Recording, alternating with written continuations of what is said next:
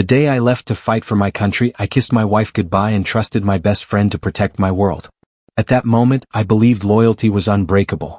I believed love was stronger than distance. I believed the real battle was waiting for me overseas. I had no idea the war that would destroy my life was quietly beginning at home. That morning is burned into my memory like a scar I can never erase. The sky above the airport was gray, and the air smelled like rain. Olivia stood in front of me holding my hand so tightly that my fingers almost went numb. Her eyes were red like she had been crying all night. "Daniel, do you really have to go today?" she asked softly. I tried to smile even though my chest felt heavy. "You know I do. Orders are orders." She looked down at our hands and whispered, "I hate this so much." I squeezed her fingers gently and said, "Hey, look at me." She lifted her eyes slowly. "I'm coming back," I told her.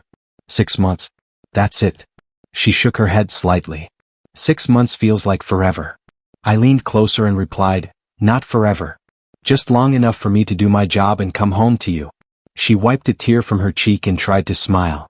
"You always make it sound so easy." I shrugged a little. "Because worrying won't change anything." She sighed quietly and said, "I'm just scared something might happen to you." I brushed my thumb across her hand and replied, "Nothing is going to happen to me. I'll call you whenever I can." She nodded slowly. "Promise?" she asked again. I looked straight into her eyes and answered, "I promise." For a moment neither of us spoke. We just stood there holding each other's hands like the world around us had disappeared. A familiar voice suddenly broke the silence. "Wow, you two look like you're saying goodbye forever." I turned and saw Marcus walking toward us with a cup of coffee in his hand. Marcus Reed had been my best friend since high school. He had that confident smile that made everyone trust him instantly. "Marcus," I said, shaking my head, "your timing is terrible." He laughed and handed me the coffee. "What?" "I thought soldiers needed caffeine before saving the world." Olivia wiped her eyes quickly and forced a small smile. "Hi, Marcus." He nodded warmly. "Hey, Liv. You holding up okay?" She shrugged lightly. "Trying to." Marcus glanced at me and said jokingly, "You know, if you change your mind about this whole deployment thing, I'm willing to take your place." I laughed and replied, "You wouldn't survive the first week of training." He placed a hand on his chest dramatically. "Wow, that hurts." Olivia looked at Marcus and said quietly, "Thank you for coming with us today." He waved his hand casually. "Of course. Somebody has to make sure Daniel doesn't get lost in the airport." I rolled my eyes. "I'm not that helpless." Marcus grinned and leaned against a nearby pillar. "Relax, man. I'm just here to support the emotional goodbye scene." Olivia let out a small laugh, and for a moment the tension faded. Marcus then looked at me more seriously. "Don't worry about things back home," he said. "I'll check in on Olivia if she needs anything." I nodded gratefully. "I appreciate that." He shrugged. "That's what best friends are for." Olivia looked between us and said quietly, "It still feels strange that you're leaving." I squeezed her hand again and replied, "It's temporary." She asked, "What if I call and you don't answer?" I smiled softly. "Then I'm probably sleeping or stuck on duty." She frowned slightly. "And what if I really need you?" I gently brushed her hair back and said, "Then you call Marcus. He'll help." Marcus lifted his hand like he was taking an oath. "Absolutely. I'll be the emergency support system." Olivia looked relieved hearing that. "Thank you," she said to him. A boarding announcement echoed through the terminal speakers, and the sound instantly made the moment feel real. I glanced toward the security gate and then back at Olivia. "That's probably my flight," I said quietly. She stepped closer and wrapped her arms around me tightly. "I hate saying goodbye," she whispered into my shoulder. I held her just as tightly and replied, "It's not goodbye. It's just, see you later." She looked up at me with watery eyes. "Come back safe." I nodded slowly. "I will." Marcus stepped forward and gave me a quick hug. "Take care of yourself out there," he said. "And don't do anything stupid." I laughed softly. "That's usually your job." He smirked and replied, "Fair point." Then his expression turned serious again. "Your family is safe here. I've got your back." I looked him straight in the eye and said, "I know you do. That's why I trust you." Olivia grabbed my hand one last time before I turned toward the terminal doors. "Call me whenever you can," she said. "Even if it's the middle of the night." I nodded. "I will." She whispered, "I love you." I answered immediately, "I love you too."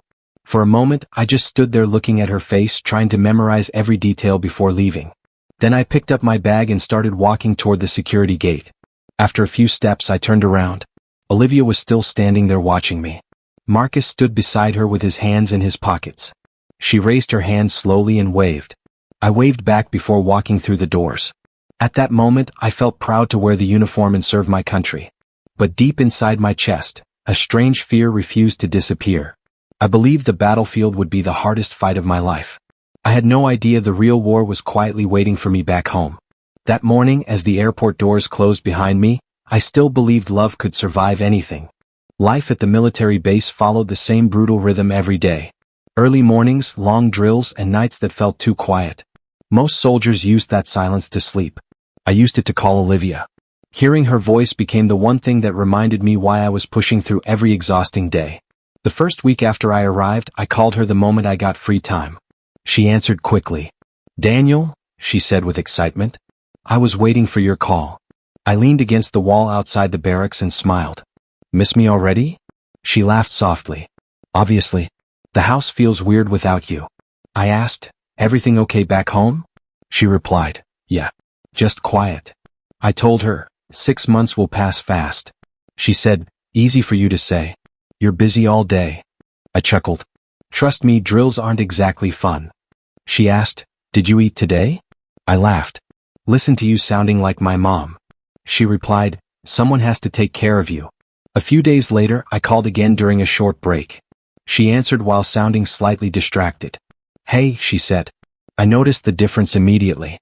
"Everything all right?" I asked. "Yeah," she replied quickly. "Just doing laundry." I asked, "Did Marcus stop by like he said he would?"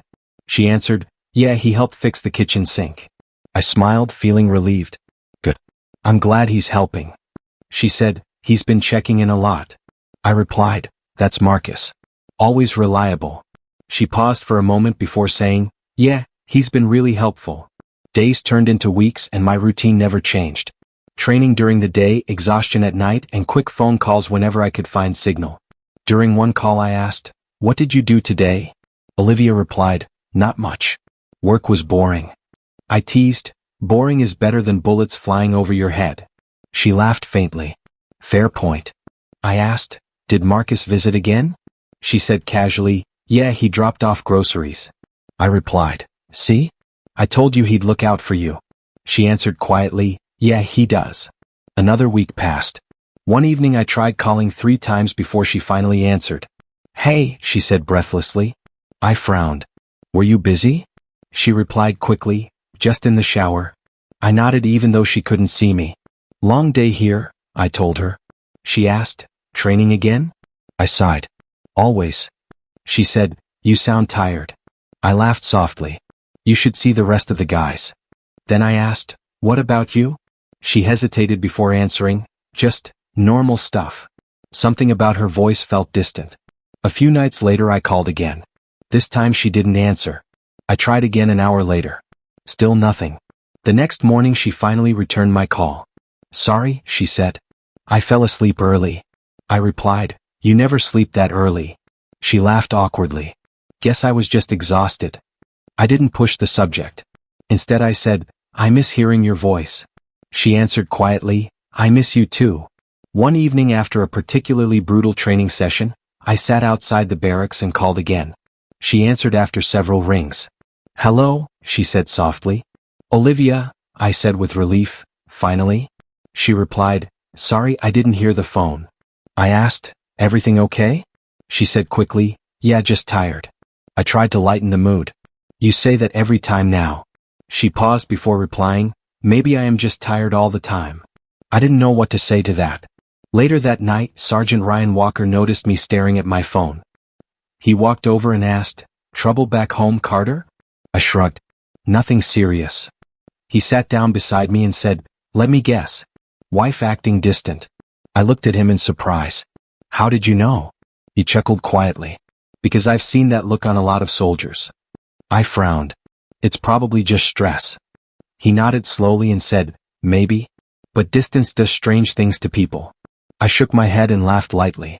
"Not Olivia." He raised an eyebrow. "You sound confident." I replied, We've been through worse. He crossed his arms and said, war doesn't only test soldiers. It tests the people waiting back home too. I looked down at my phone and said quietly, she promised she'd wait for me. Walker nodded but didn't argue. That night I called Olivia again before going to sleep. She answered after a few rings. Hey, she said quietly. I asked, did I wake you? She replied, no, I was still up. I told her, training was brutal today. She responded with a simple, I'm sorry.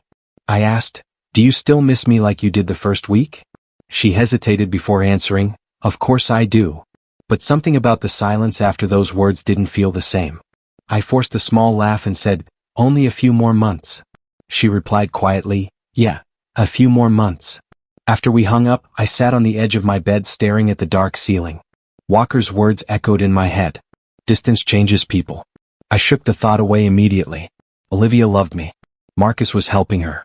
Everything back home was fine. At least that was what I kept telling myself. Months passed and the routine of deployment became normal, but something inside me slowly started to feel wrong.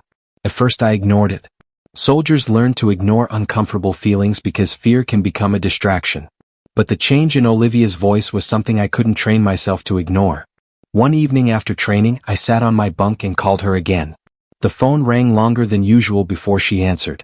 Hello, she said quietly. I forced a cheerful tone. Hey, it's me.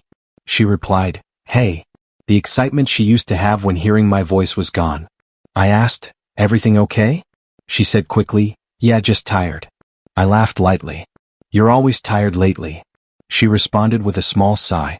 Work has been stressful. I tried to keep the conversation going. What did you do today? I asked.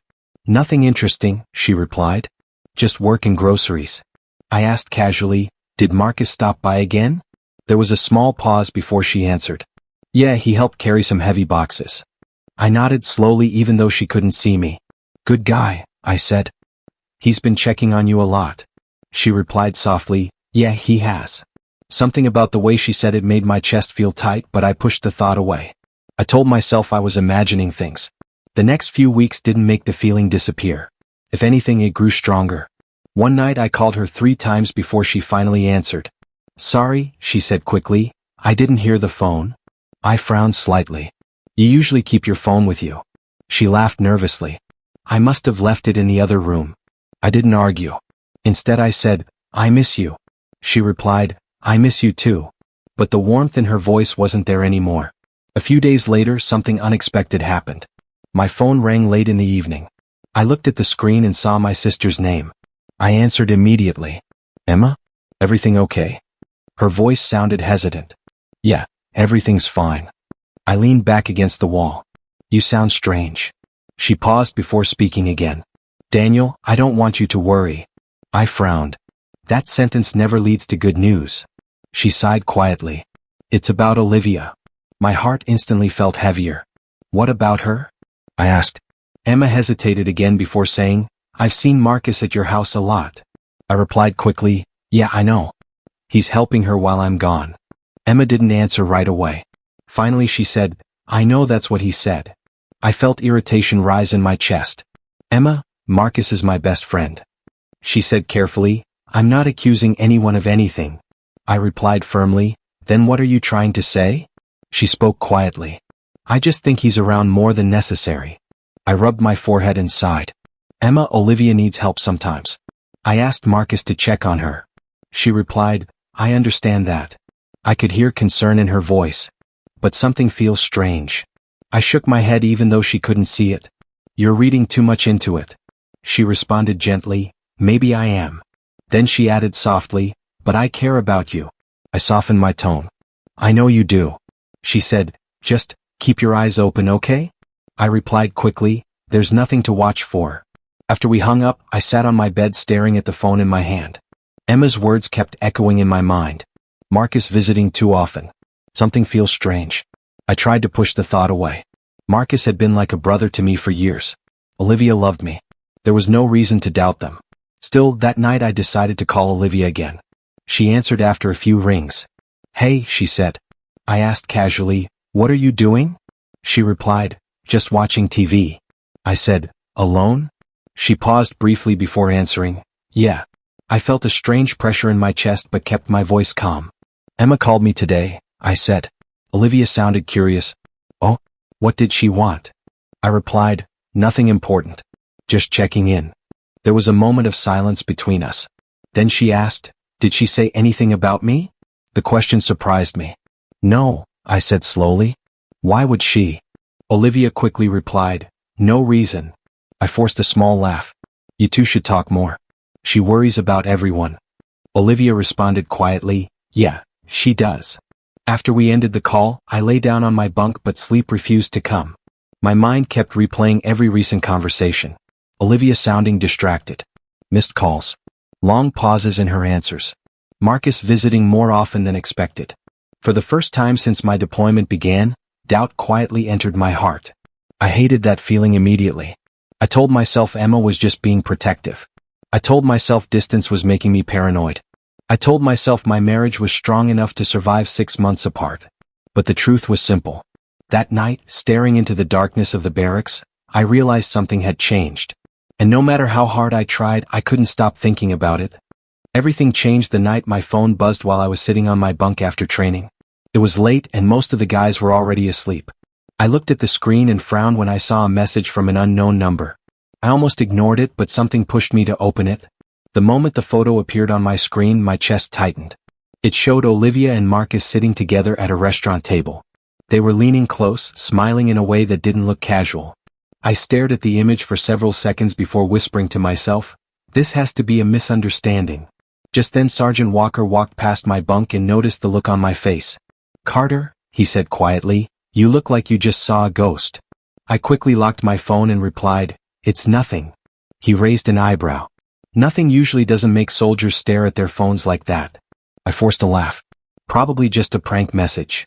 Walker shrugged and said, if you say so. He walked away but my hands were still shaking. I opened the photo again and zoomed in. Olivia looked relaxed. Marcus looked comfortable. Too comfortable. I whispered to myself, maybe they just ran into each other. My mind rushed to create excuses. Maybe Emma sent this to test me, I muttered. Maybe it's old. I was still staring at the screen when my phone buzzed again. Another message from the same number appeared. This time it was a video. My heart began pounding as I pressed play. The clip lasted only a few seconds, but those seconds shattered everything. Marcus was sitting across from Olivia at the same restaurant table. He reached across the table and held her hand. Olivia didn't pull away. Instead she smiled at him. I felt like the air had disappeared from the room. No, I whispered under my breath. No, no, no.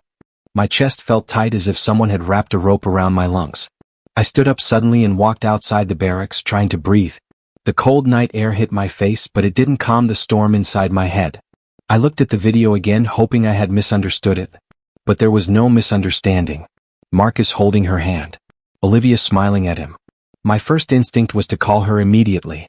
My fingers hovered over her name on my phone for several seconds before I finally pressed it. The phone rang twice before she answered. Hey, she said casually. Hearing her normal voice made the situation feel unreal. Olivia, I said quietly. Yeah, she replied. I took a deep breath. What are you doing right now? She answered, just relaxing at home. Why? I felt my jaw tighten. Are you sure about that? There was a small pause before she responded. What do you mean? I said slowly, I just received a message. Her voice changed slightly. What kind of message? I replied, a photo. Another pause followed. Okay, she said carefully. And? I forced myself to speak calmly. The photo shows you and Marcus sitting at a restaurant. She quickly replied, so what? Marcus and I grab food sometimes. I felt anger rising in my chest. Why didn't you mention that before? She sighed loudly. Because it's not a big deal. I said firmly, it looks like a big deal from where I'm standing.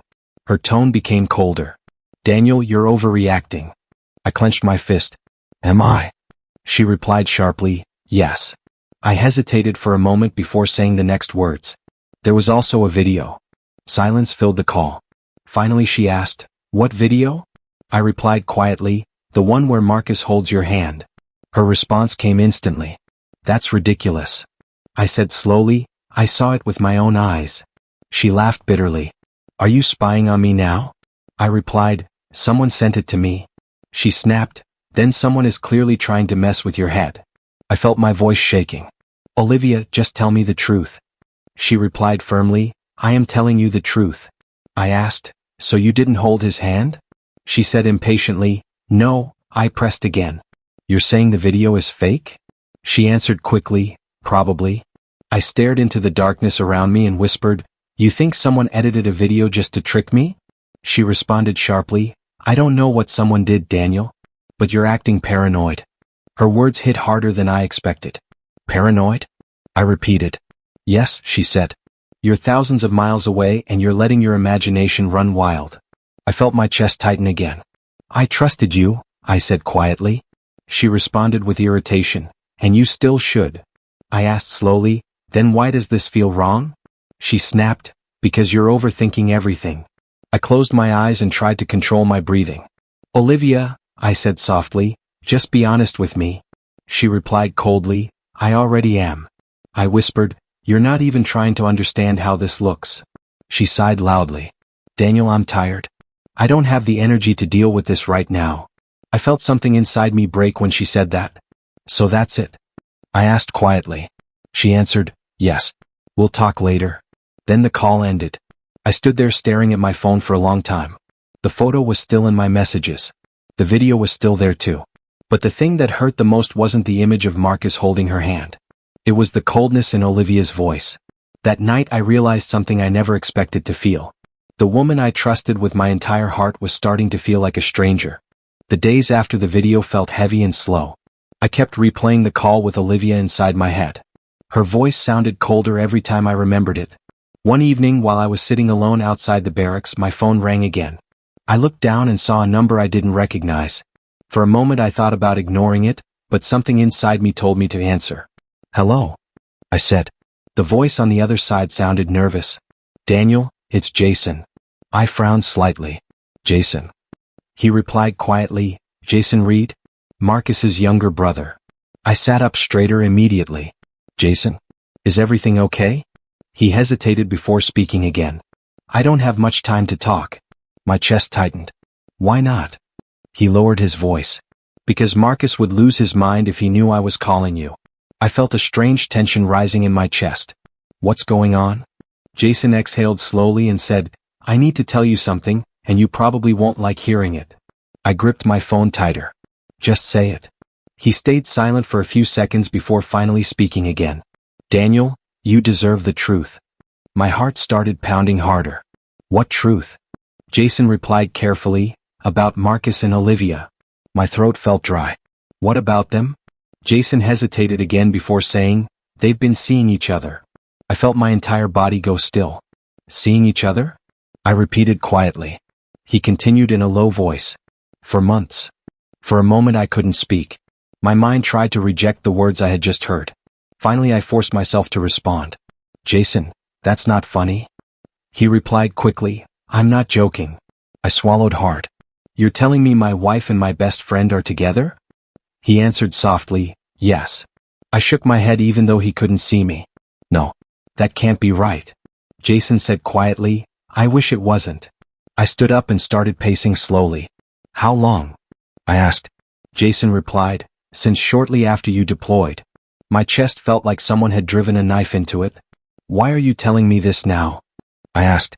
Jason sounded frustrated. Because I didn't know how to say it before. I asked sharply, so you've known for months? He answered honestly. Yeah. I stopped walking and closed my eyes. And you're only telling me now? He replied quietly, I'm sorry, Daniel. I took a slow breath and asked, how do you know for sure? Jason replied, because I've seen them together. I said nothing. He continued, Marcus doesn't even try to hide it around me anymore. My voice came out low and strained. Why would he do that to me? Jason answered without hesitation. Because he's always been jealous of you. I frowned. Jealous?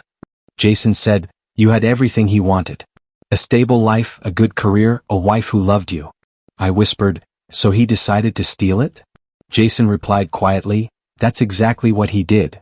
I leaned against the wall and stared at the ground. Does Olivia love him? I asked slowly. Jason hesitated. I don't know. I nodded quietly. But she's still with him? He replied, yeah. My chest tightened again, but I forced myself to stay calm. Why are you telling me this now? I asked again. Jason answered softly, because you don't deserve to be lied to. I stayed silent for several seconds. Then I said quietly, thank you for telling me. Jason sounded surprised. You're not angry at me? I replied honestly, no. I'm angry at them. He sighed in relief. I should have told you sooner. I said calmly, what's done is done. Jason asked carefully, what are you going to do now? I looked up at the dark sky and said, nothing, yet. He sounded confused. You're not going to call them? I replied quietly, no. He asked, why not? I answered slowly, because reacting right now won't change anything. Jason stayed silent for a moment before saying, you're handling this better than I expected. I let out a quiet breath. Trust me, it still hurts. He replied softly, I'm sorry, Daniel. I nodded even though he couldn't see it. Thanks for telling me the truth. After we ended the call, I stood outside the barracks for a long time. My mind felt strangely calm even though my chest still hurt. Sergeant Walker eventually walked outside and noticed me standing there. Carter, he said, you've been staring at the sky for 10 minutes. I forced a small smile. Just thinking. He crossed his arms and asked, about home? I nodded slightly. Walker studied my face before saying quietly, something happened. I looked at him and replied, yeah. He asked, you want to talk about it? I hesitated for a moment before answering. My best friend and my wife betrayed me. Walker didn't react with surprise. Instead he nodded slowly and said, that explains the look on your face. I asked quietly, what should I do? Walker replied calmly, first, breathe. I let out a long breath. Walker continued, some battles require patience. I frowned slightly. Patience. He nodded. If you react with anger, you lose control. I thought about his words carefully. So what do I do instead? Walker replied simply, think. I stood there quietly for a moment before nodding. For the first time since the betrayal began, I stopped reacting emotionally. Instead, I started planning my next move. After Jason told me the truth, I expected anger to control me. Instead, something colder settled inside my chest. I stopped calling Olivia every night. I stopped asking where she was or what she was doing. Instead, I focused on my work. One evening after training, Sergeant Walker noticed the change immediately. He looked at me and said, Carter, you've been pushing yourself harder than everyone else this week. I wiped sweat from my forehead and replied, just staying busy. Walker crossed his arms and studied me. Busy usually means distracted. I shrugged. Maybe I am. Walker sat down beside me and asked quietly, you still thinking about what you told me the other night? I nodded once. Yeah. He asked, you planning to confront them? I shook my head. Not yet. He looked slightly surprised. Why not? I replied calmly, because yelling at them from thousands of miles away won't change anything. Walker nodded slowly. That's smarter than most people handle betrayal. I looked down at the ground and said quietly, I'm tired of reacting. Later that night my phone buzzed. Olivia was calling.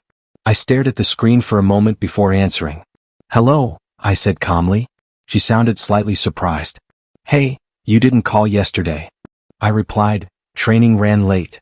She asked, everything okay? I answered simply, yeah. There was a short pause before she said, you sound different. I asked, different how? She hesitated before replying, I don't know, quieter. I gave a small shrug even though she couldn't see me.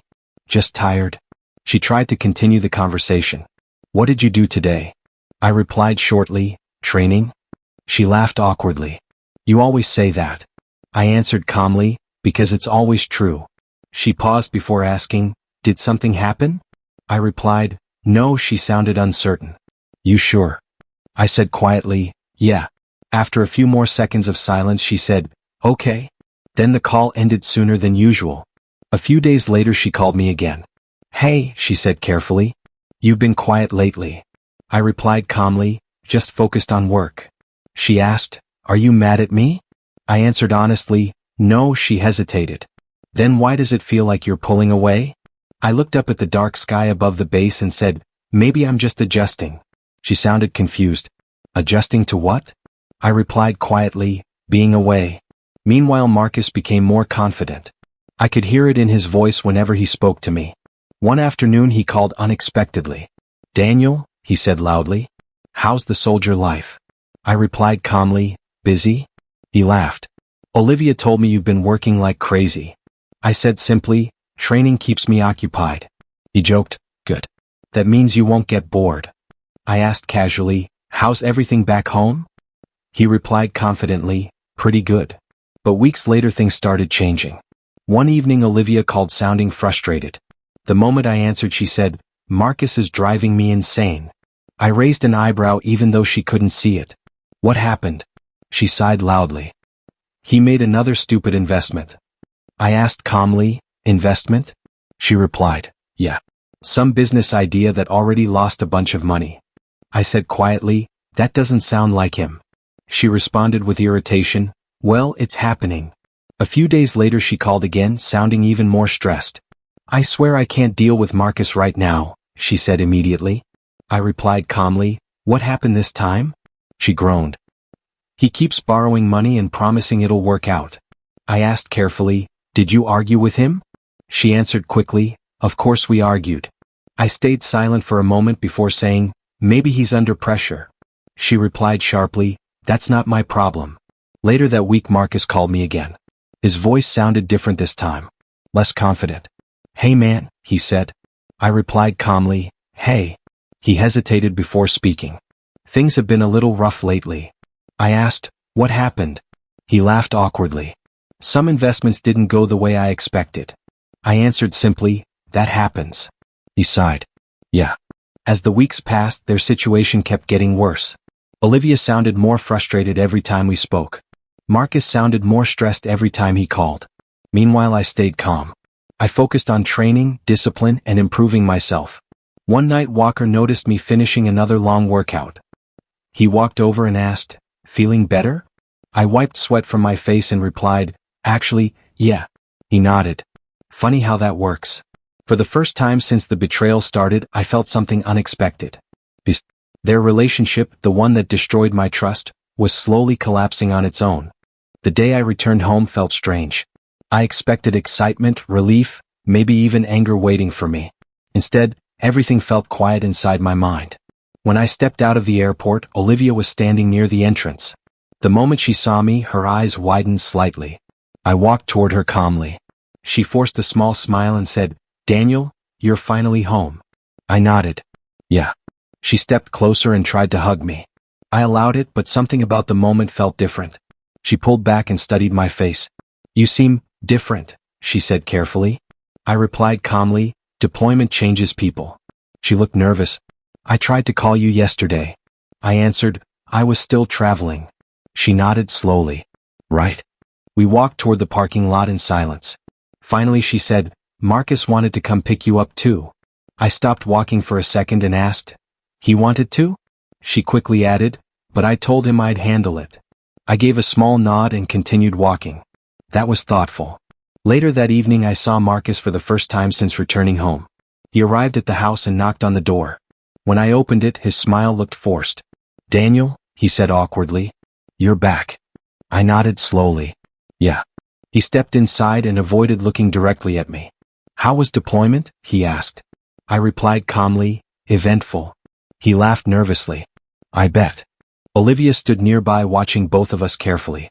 Marcus rubbed the back of his neck and said, listen, things have been kind of rough lately. I crossed my arms slightly.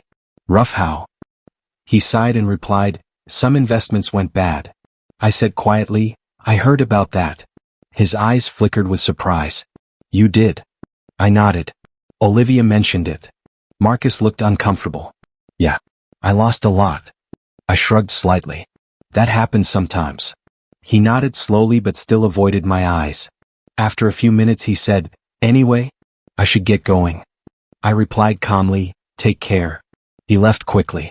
The moment the door closed behind him, Olivia exhaled heavily.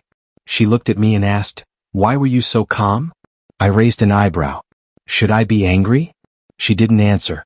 Instead she walked toward the kitchen and said quietly, you used to react more. I followed slowly and replied, people change.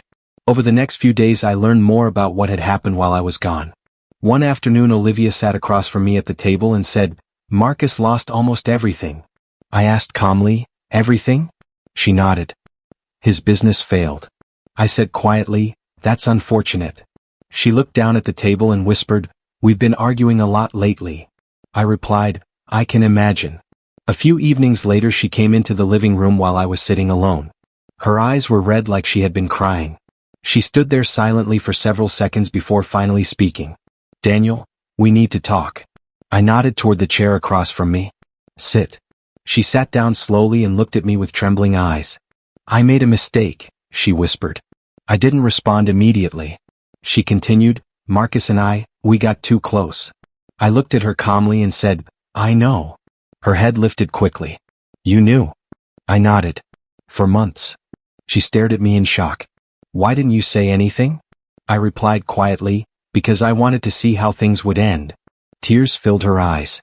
"Daniel, I'm so sorry." I stayed silent. She leaned forward and said desperately, "It was stupid. I was lonely and Marcus was around all the time." I asked quietly, "So loneliness made you betray me?" She shook her head quickly. "No, that's not what I meant." I replied calmly, "That's exactly what you meant." Tears rolled down her face. "Please forgive me." For a brief moment memories of our past flashed through my mind. The day we met. The day we got married. The promises we made. But the man sitting there wasn't the same person who left months ago. I looked at her calmly and said, "Some mistakes can't be undone." She started crying harder. "Please, Daniel. I was wrong." I stood up slowly and said quietly, "I know." She looked up at me with desperation. "Then please don't leave." I shook my head gently. "The person you betrayed already left," I said. And at that moment, for the first time since everything began, I realized the power between us had completely changed. The final chapter of my story didn't begin with anger. It began with silence. A week after my conversation with Olivia, we sat across from each other at the kitchen table. She looked exhausted, like she hadn't slept in days. "Daniel," she said quietly, "is there anything I can do to fix this?" I shook my head slowly. "No," she swallowed and whispered, "Nothing at all?" I answered calmly, "Some damage can't be repaired." She stared at the table for several seconds before asking, "So, what happens now?" I replied simply, "We move forward separately." A few days later we met with a lawyer to finalize the divorce. When the meeting ended, Olivia looked at me with watery eyes. "I never thought it would end like this," she said softly. I nodded once. "Neither did I." She asked quietly, "Do you hate me?" I thought about the question carefully before answering.